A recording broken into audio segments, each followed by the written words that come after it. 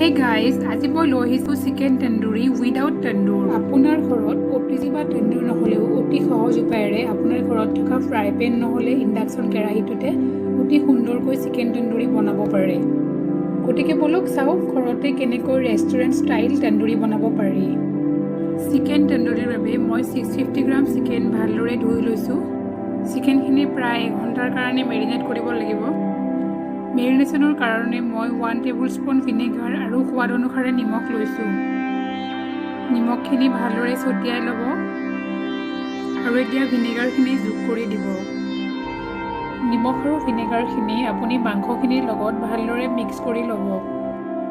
নিমখ আৰু ভিনেগাৰ এনেধৰণে মিহলাব যাতে প্ৰত্যেকটো পিছতে সমানে ফ্লেভাৰ আহে। মাংসখিনি 1 ঘণ্টাৰ বাবে ডিপ ফ্ৰিজিঙত মেৰিনেট হ'বলৈ দি মই তন্দুৰিৰ কাৰণে প্ৰয়োজনীয় মছলাখিনি যোগাৰ কৰি লৈছোঁ। এতিয়া মাংসখিনিত মই 150 গ্ৰাম দৈ মিহলাই দিলোঁ। তন্দুৰি চিকেনৰ কাৰণে দৈটো মেইন ইনগ্ৰিডিয়েণ্ট হয়। এতিয়া 1 tablespoon Kashmiri chilli powder মিহলাব, 1 tablespoon tandoori chicken masala, 1 tablespoon জিৰা powder, 1 tablespoon garam masala আৰু 1 টেবুল স্পুন আদা নহৰু পেষ্ট। আটাইখিনি মছলা আপুনি ভালদৰে মাংসখিনিৰ লগত মিহলাই ল'ব যাতে এটা খুব ভাল গ্লেজিং আহে আৰু লগতে মছলাখিনি ভালদৰে বাইণ্ড হৈ যায়। তাৰ কাৰণে মই 30 ml ৰিফাইন অইল মিহলালোঁ। অলৰেডি মেৰিনেশ্যনৰ টাইমত মই নিমখ মিহলাইছিলোঁ। এতিয়া জাষ্ট অকণমান নিমখ স্প্ৰিংকল কৰি দিলোঁ। মছলাৰ সৈতে খুব ভালদৰে মেৰিনেট হৈ গৈছে। এতিয়া মই ফ্ৰিজত প্ৰায় 4-5 ঘণ্টাৰ কাৰণে মাংসখিনি ৰাখিম। 5 ঘণ্টা পিছত মই পাত্ৰ এটাত 1 টেবুল স্পুন বাটাৰ দিলোঁ, 30 ml ৰিফাইন অইল মিহলালোঁ। জুইটো ল' ফ্লেমত ৰাখিব যাতে বাটাৰখিনি জ্বলি নাযায়। এনেকৈয়ে অতি কম তেলত চিকেনখিনি ফ্ৰাই হ'বলৈ দিব। চিকেনখিনি পাত্ৰটোত দিওঁতে ধ্যান ৰাখিব যাতে চিকেনখিনি এটাৰ লগত এটা লাগি নাযায়।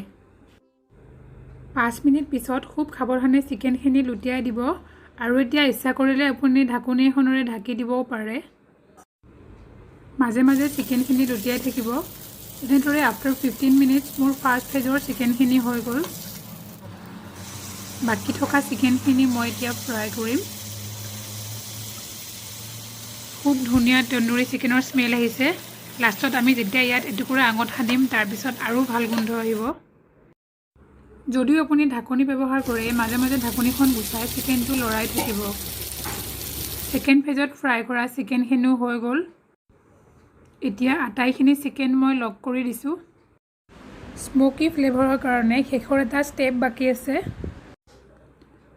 এটুকুৰা গৰম আঙঠা বাতি এটাত লৈ মাংসখিনিৰ মাজত ৰাখিছোঁ আৰু অলপ ঘি মিহলাই দিছোঁ।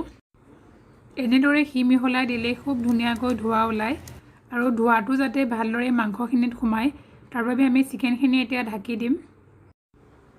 প্ৰায় 10 মিনিটৰ কাৰণে ঢাকনিৰে ঢাকি ৰাখিম। 10 মিনিট পিছত ঢাকনিখন খুলি দিছোঁ। ধোঁৱাখিনি খুব ভালদৰে সোমাই গৈছে আৰু আমাৰ চিকেন তন্দুৰি খাবলৈ ৰেডি। খুব ধুনীয়া এটা স্ম'কি স্মেল আহিছে। আপুনি দেখিলে উইদাউট তন্দুৰ কেনেকৈ ইমান ধুনীয়া চিকেন তন্দুৰি বনাব পাৰি। গতিকে এবাৰ ঘৰত বনাই চাওক আৰু নিজৰ আপোনজনক এবাৰ বনাই খুৱাওক।